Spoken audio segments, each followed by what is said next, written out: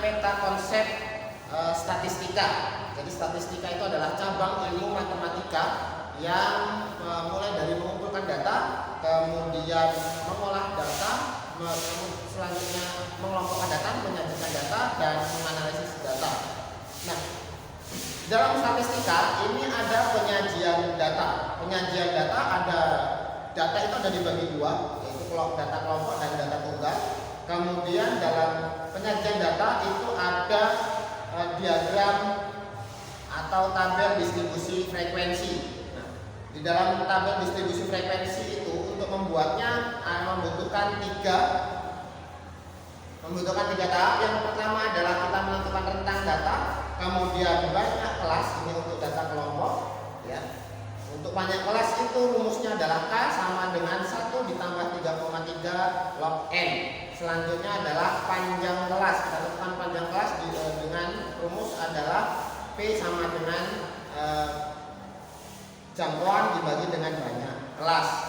Kemudian bisa juga penyajiannya dalam bentuk diagram bisa diagram batang, diagram lingkaran, kemudian diagram garis dan lain sebagainya. Kita beralih ke pemusatan data. Dalam pemusatan data di dalam statistika dibagi menjadi tiga, yaitu ada rata-rata hitung atau mean.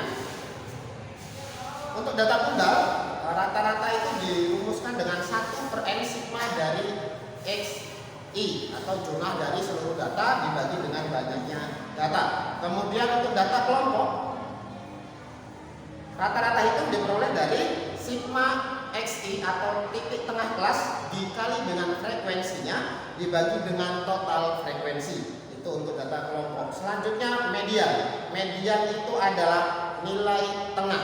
Nilai tengah untuk data tunggal itu tinggal diurutkan saja, kemudian kita tentukan data yang ada di tengah-tengah data tersebut, kelompok data tersebut. Selanjutnya untuk data kelompok, untuk median itu diperoleh dari B, itu adalah tepi bawah kelas median dikali dengan setengah N atau setengah dari total data, banyak data, dikurang dengan frekuensi kumulatif kurang dari dibagi frekuensi kelas median dikali dengan panjang kelas.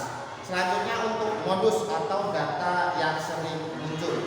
Nah, jadi untuk data tunggal hanya kita tinggal cari banyaknya data mana yang sering muncul. Selanjutnya untuk data kelompok itu adalah B atau tepi bawah kelas ditambah dengan DI, selisih kelas modus dengan kelas sebelumnya dibagi dengan DI ditambah D1 ditambah dengan D2, yaitu data selisih frekuensi kelas sebelumnya dan selisih frekuensi dari kelas setelahnya. Kemudian dikali dengan panjang kelas, itu untuk yang kelompok pemusatan data. Selain ada pemusatan data, ada juga penyebaran data. Untuk penyebaran data yang pertama adalah jangkauan atau range.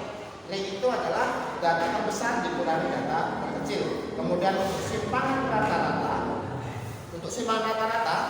ada data tunggal itu adalah SR sama dengan 1/n dikali total dari XI dikurangi X bar atau nilai rata-rata hitungnya, kemudian dinilai mutlakkan. Nah, untuk data kelompok itu adalah tambahannya ada di FI atau frekuensi kelasnya. Jadi frekuensi kelas, total dari frekuensi kelas dikali dengan nilai mutlak dari titik tengah kelas dikurangi dengan rata-rata hitungnya. Kemudian ada ragam atau simpangan baku, itu di ragam dan simpangan baku ya. Untuk ragamnya sendiri adalah S kuadrat, itu adalah 1/n untuk data tunggal. Total dari atau sigma dari XI dikurangi X bar kuadrat. Jadi data KI dikurangi dengan rata-rata hitungnya. Untuk simpangan baku hanya tinggal di akar dari hasil ragamnya. Untuk data kelompok itu adalah ragamnya adalah 1/n atau 1 per total data, banyak data. Kemudian total dari FI dikali dengan XI atau titik tengah kelas dikurangi rata-rata itu dikuadratkan, dan untuk simpangan bakunya hanya tinggal diakarkan saja. Kemudian ada kuartil. Kuartil ini untuk data tunggal, untuk menentukan letaknya adalah rumusnya I dikali N plus 1 dibagi 4, karena kuartil itu membagi data menjadi 4. Kemudian untuk data kelompok itu adalah BI atau tepi bawah kelas, kuartil ditambah dengan 1/4 dikurang FKKBSI atau frekuensi kumulatif kurang dari kelas kuartil ke I, kemudian dibagi dengan frekuensi kelas kuartil ke I dikali dengan panjang kelas. Untuk desil dan persentil nomor 5 dan nomor 6 ini rumusnya sama dengan kuartil, hanya saja pembaginya sesuai namanya. Desil itu adalah per 10, kemudian persentil itu per 100. Selanjutnya ada yang ketujuh adalah angka baku atau nilai standar.